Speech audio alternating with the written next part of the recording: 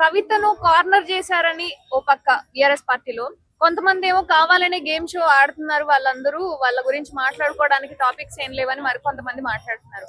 అసలు ఏం జరుగుతుంది అంటారు వాళ్ళ ఫ్యామిలీకి సంబంధించి అయినా రాజకీయాలు? ఏదైనా కానీ కవిత బలైపోయిందిగా. ఆమె నోరు బాగాలేక మాట్లాడిందా లేకపోతే అది నిజమా? నేనైతే ఏ వీడియోలో చూడలేదు ఆమె మాట్లాడతాం.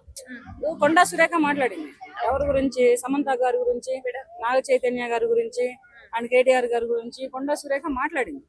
మాట్లాడినందుకు ఆవిడ మహిళా సంఘాలన్నీ వేసుకున్నాయి, సినిమా ప్రపంచం కూడా వేసుకుంది, పెద్ద పెద్ద హీరోలు కూడా మాట్లాడారు. ఎవరి తరపున? సమంత తరపున మాట్లాడారు. అలా మాట్లాడదాం తప్పని మరి ఈమె ఎక్కడ మాట్లాడదాం నేనైతే వినలేదు, ఏ రీల్స్ లో గానీ ఎక్కడైనా గానీ. మరి ఇది నిగురు తప్పిన నిప్పులాగా బయటికి ఎలా వచ్చిందో, అసలు అక్కడ నిప్పు లేకుండా పొగ బయటికి ఎలా వస్తుందో కూడా తెలియదు.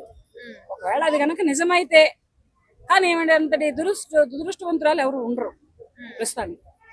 ఆ తండ్రికి ఆ కూతురు పంచప్రాణాలు, కూతురు తర్వాతనే ఎవరైనా. అంత ప్రేమించి అంత ప్రాణం పెట్టి పెంచుకున్న కూతురికి ఒక పదవి ఇచ్చి, ఒక తెలుగు మహిళ, జాగృతి మహిళగా తెలంగాణ రాష్ట్రానికి పెట్టినటువంటి తండ్రే సస్పెండ్ చేశాడంటే, ఆ తండ్రికి ఎంత గాయం చేస్తే ఆ తండ్రి సస్పెండ్ చేస్తాడు, మనసుకి ఎంత గాయం అయితే సస్పెండ్ చేస్తాడు. అదే గుండెకి ఎంత గాయం, ఈవిడ వ్యాఖ్యల వల్లనే కానీ, ఈవిడ బిహేవియర్ వల్లనే కానీ, ఈవిడ మాటల వల్లనే కానీ, దేని వల్లనైనా కానీ ఎంత గుండెకి గాయం అయితే ఆ తండ్రి సస్పెండ్ చేస్తాడు. అన్న కూడా సపోర్ట్ చేయకుండా ఉంటాడు, అలాగే వాళ్ళ బావ కూడా సపోర్ట్ చేయకుండా ఉంటాడు. ఇప్పుడు నలుగురు కలిపితే ఒక కుటుంబం, ఒక పార్టీ, ఒక వ్యవస్థ, ఒక రాష్ట్రం ఇట్లా ఇలా వచ్చింది. గత 15 ఏళ్ల బట్టి కూడా ఇలా వచ్చింది. ఇలా వచ్చినటువంటి రాష్ట్రం, కుటుంబం, వ్యవస్థ ఇది మొత్తం కలిపితే ఒక్కసారిగా పేక మేడలాగా ఈవిడ వ్యాఖ్యలకి కూలిపోయింది. పేక మేడ ఎలా కట్టుకొచ్చారో అలా కూలిపోయింది. కానీ వాళ్ళు కట్టుకొచ్చింది నిజమైన మేడే. ఎంతో మంది అమరులు, ఎంతో మంది తెలంగాణ స్టూడెంట్స్ ఎంతో మంది అమరులు అయ్యారు రాష్ట్రం కోసం. రాష్ట్రం బాగుపడింది, రాష్ట్రంలో మాకు ఉద్యోగాలు వస్తాయి, మాకు పొలాలు పండుతాయి, మాకు దేనికైనా సరే ఇదవుతుందని ఎంతో మంది యూత్ లీడర్లు బలి అయిపోయారు రాష్ట్రం కోసం. ఈయన ఒక్క పోరాటం పెట్టినందుకు.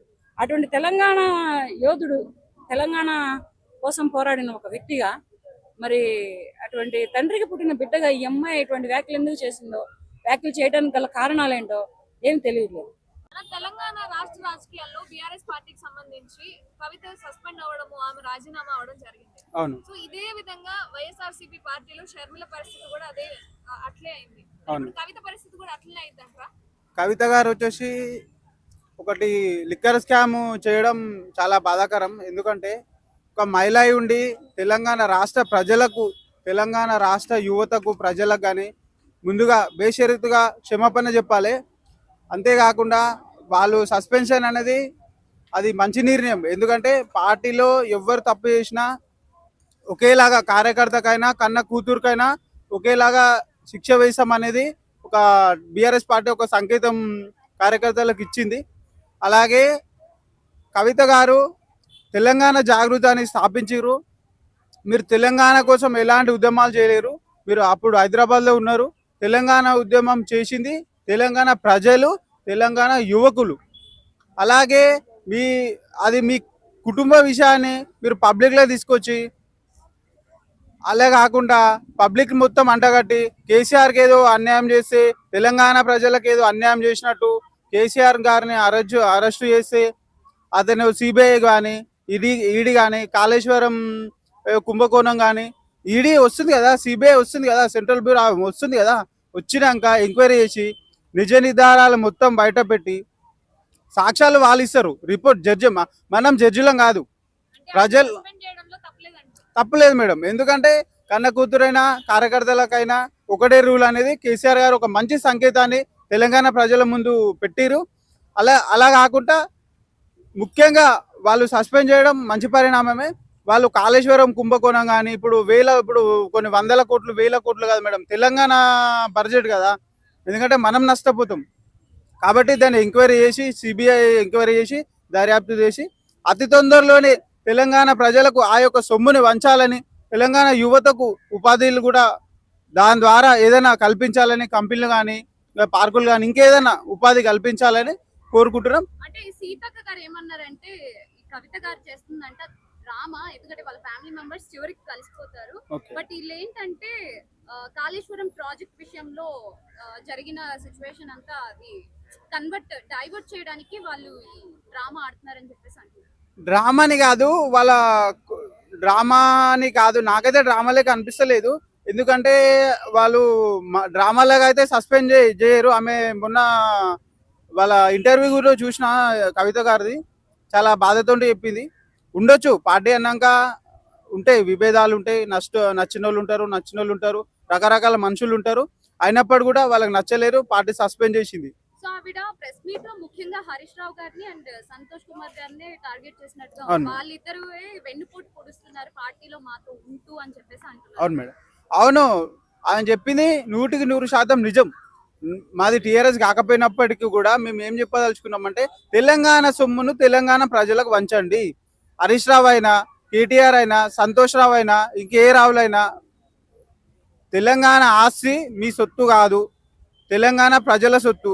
మేము కష్టపడి పోరాడి ఉద్యమాలు చేసి మేము అనేక రకంగా దెబ్బలు తిని మేము తెలంగాణ తెచ్చుకున్నాం. అంటే నువ్వు చెప్తున్నట్టు ఇప్పుడు బీఆర్ఎస్ పార్టీలో ఉన్న ఆస్తులన్నీ కూడా ప్రజల సొమ్మే అంటావా? అంతే కదా మేడం. ఫస్ట్ వాళ్ళ ఆస్తులు ఎంత ఉన్నాయి మేడం? తక్కువండే కదా మేడం. వాళ్ళ ఆస్తులు తక్కువండే. వాళ్ళు సైకిల్ మీద తిరిగిన రోజులుని, రబ్బర్ చెప్పులు వేసుకున్నామని వాళ్ళే చెప్తారు. ఇప్పుడేమో కోట్లు ఆస్తులు కానీ ఇట్లా బడ్జెట్ ఏడికెంచి వచ్చిందో తెలంగాణ ప్రజలకు చెప్పాలి. వాళ్ళు ఎట్లా సంపాదించుకుంటారు అదే చెప్తే, ట్రిక్ చెప్తే మేము కూడా సంపాదించుకుంటాం. మళ్ళీ చిన్న ఉద్యోగాలు చేసి 15,000 20,000 జీతాలు ఎందుకు ఇస్తాం? అదొక ఎట్లా సంపాదించాలో చెప్పారనుకో, మేము కూడా అట్లనే ఇస్తాం. మళ్ళీ తెలంగాణ జనాభా 4 కోట్ల జనాభా, అందులో 2 కోట్లు యువకులు ఉంటారు, 2 కోట్లు మహిళలు ఉంటారు, దాదాపు సుమారు. అలా యువకులు కూడా బాగుపడతారు కదా మేడం. చెప్పాలి కదా, మాకు కూడా చెప్తే ఆ సీక్రెట్ ఏంది చెప్తే మేము కూడా మంచిగా బాగుపడతాం కదా మేడం. నువ్వన్నట్టే ఇప్పుడు కవిత గారు కూడా అనేది కరెక్టే కదా. లైక్ ఆమె కూడా వాళ్ళ ఆస్తులు ఇట్లా పెరిగినాయి అని చెప్పి మాట్లాడింది కదా, అందులో తప్పే ఉంది. నిజాలు యథార్థవాది లోక విరోధి అని ఒక మాట. అట్లా ఏదైనా నిజాలు చెప్పొద్దు అనమాట. సమాజంలో ఒక ఏదైనా ప్రశ్నించినప్పుడు అట్లనే జరుగుతుంది మేడం. అంటే కవితను అన్యాయంగానే సస్పెండ్ చేశారు అంటారు. ఓ లెక్కన అన్యాయమే అనుకోవచ్చు. ఇప్పుడు కుటుంబ సభ్యులను ప్రశ్నించినందుకే కదా మేడం వాళ్ళు సస్పెండ్ చేసింది. కాబట్టి అది మాత్రం నిజం. ఎందుకంటే మా వాళ్ళు ఇట్లా చెప్తున్నారు, మా చెల్లెలు ఇట్లా చెప్తుంది, మా మరదలు ఇట్లా చెప్తుంది అని వాళ్ళు కుళ్ళు కుట్రాంతాలతోటి కడుపులో కత్తులు పెట్టుకొని తిరుగుతున్నారు, కత్తులు పెట్టుకొని మీది మాట్లాడుతున్నారు. కానీ లోపల మాత్రం తెలంగాణ వాళ్ళ కుటుంబ విషయం, తెలంగాణ ప్రజలకు మాత్రం తీరని లోటు చేసింది టీఆర్ఎస్ పార్టీ. ఓకే అన్న, అట్లాగే ఇప్పుడు కేటీఆర్ గారు లిక్కర్ స్కామ్ లో ఉన్నప్పుడు తీసుకొచ్చారు ఢిల్లీ నుంచి, మరి ఆయన ఎందుకు మాట్లాడతలేదు దీని గురించి? అవును, మాట్లాడితే పైన బీజేపీ ఉంది.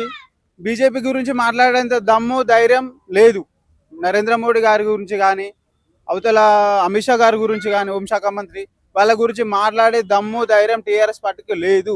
ఎందుకంటే ఇప్పుడు వాళ్ళే అనేక రకమైన ఇబ్బందులు, కుంభకోణం కానీ అవినీతి చేసిరనా. మీరు నిజంగా బీజేపీకి వెళ్ళలేకపోయినా ఒక పార్టీ పెట్టే అవకాశాలు అయితే నాకైతే మెండుగా అనిపిస్తున్నాయి. ఒక పార్టీ పెట్టి ఆమె తరపున ఎవరు వచ్చే అవకాశాలు లేవు. జాగృతి కడియం గారు రాజీనామా, వాళ్ళు ఆల్రెడీ కాంగ్రెస్ రూలింగ్ పార్టీ ఉన్నారు అన్న, నాకు తెలిసి రాకపోవచ్చు. ఎందుకంటే అక్కడనే ఉంటారు, రాకపోవచ్చు. కానీ టీఆర్ఎస్ పార్టీ మాత్రం అంతిమంగా తెలంగాణ ప్రజలకు కాళేశ్వరం కట్టి 1,00,000 కోట్లు అని చెప్పి దాని బడ్జెట్ ఎంత, దాని పిల్లర్లు ఎంత, అంత మొత్తం సమాచారం తెలంగాణ ప్రజల ముందుకు పెట్టాలి అని నేను కోరుకుంటున్నాను. Thank you. ఇస్తారా, ఇన్ని పనులు చేస్తారని చెప్పేసి పవన్ కళ్యాణ్ గారు వచ్చిన తర్వాత తెలిసింది. సో ఆయన ఇదే విధంగా ఇంకా 4 సంవత్సరాలు కూడా పరిపాలన చేస్తారనుకోవచ్చు. తప్పకుండా అనుకోవచ్చు. ఎందుకంటే మంచిని ఎప్పుడు అందరూ ప్రోత్సహిస్తారు, మంచికి అండగా నిలవాలని అందరూ అనుకుంటారు. అది ఇలాగే కొనసాగితే అందరూ ఖచ్చితంగా ఆదరణలు పవన్ కళ్యాణ్ గారికి ఖచ్చితంగా ఉంటాయి. ఎందుకంటే ప్రతి ఒక్కరు మంచినే ఎంకరేజ్ చేస్తారు కదా. ఫ్యూచర్ లో సీఎం అయ్యే అవకాశాలు ఎక్కువగా కనిపిస్తున్నాయి పవన్ కళ్యాణ్ గారికి అని చాలా మంది నమ్ముతున్నారు ఏపీ ప్రజలు. సో నిజంగా ఆయనకు అర్హత ఉందంటారా పవన్ కళ్యాణ్ గారికి? ఖచ్చితంగా ఉందనుకోవచ్చు. ఎందుకంటే వాళ్ళు మొదటి నుంచి సినిమా ఇండస్ట్రీ నుంచి వచ్చిన వాళ్ళు, సినిమా ఇండస్ట్రీ అంటే వాళ్ళే ఖచ్చితంగా రావాలి పాలిటిక్స్లో కూడా. ఎందుకంటే వాళ్ళ కష్టాలు కానీ అన్ని వాళ్ళకి అవగాహనలో ఉంటాయి. అలాంటి వాళ్ళే అందరికి అందుబాటులో ఉంటారు కాబట్టి. కానీ సీఎం అయ్యే అవకాశం ఉన్నా కూడా లోకేష్ గారిని వదిలిపెట్టి పవన్ కళ్యాణ్ గారికి ఎందుకు ఇస్తారు అవకాశం అని చెప్పేసి చాలా మంది ఒక డౌట్ అనమాట. సో దానికి ఏం చెప్తారు? పవన్ కళ్యాణ్ గారికి అంటే అది ఎక్స్పీరియన్స్ బట్టి ఉంటుంది, అవగాహన బట్టి ఉంటుంది. అవగాహన ఏంటంటే ప్రజలు కూడా గమనిస్తుంటారు. ఎవరు అవగాహనలో ఉన్నారు ఎవరు ఏంటనేది ఏదైనా ప్రజల నిర్ణయం. మెచ్యూరిటీ అనేది ప్రజల నిర్ణయం కాబట్టి